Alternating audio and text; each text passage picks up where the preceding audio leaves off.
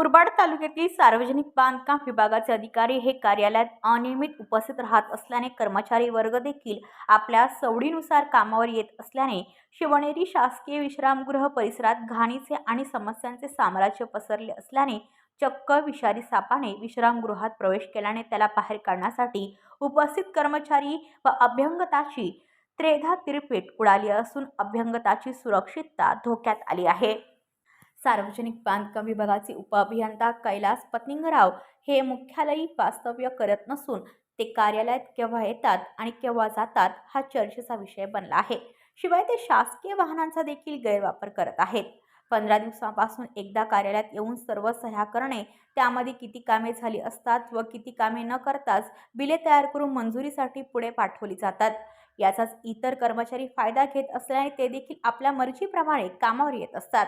त्यामुळे कर्मचाऱ्यांवर देखील कोणाचा अंकुश नसल्यामुळे त्यांची देखील कामावर येण्याची ठराविक वेळ नसते। कर्मचाऱ्यांचे या वागण्यामुळे कार्यालयाची तसेच परिसराची साफसफाई होत नसल्याने विश्रामगृह परिसर भटकी कुत्रे आणि डुकरे यांचे माहेरघर बनले आहे। त्यामुळे शासकीय विश्रामगृह परिसरात घाणीचे साम्राज्य पसरले असल्याने त्या ठिकाणी आता विषारी साप देखील सहारा घेऊ लागले आहेत।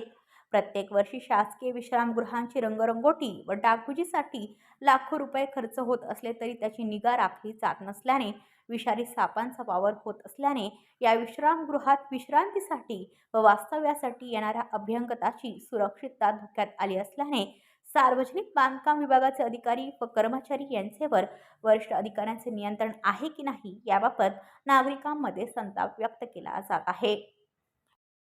व्हिडिओ रिपोर्टर भरत दळवी, KTV न्यूज, मुरबाड। आपल्या परिसरातील बातम्या आमच्यापर्यंत पोहोचवण्यासाठी स्क्रीनवर दिलेल्या क्रमांकावर संपर्क साधू शकता। दूरध्वनी क्रमांक 9833235011। त्याचप्रमाणे अधिक माहितीसाठी स्क्रीनवर दिलेल्या KTV न्यूजच्या ईमेल ID वर देखील संपर्क करता येईल।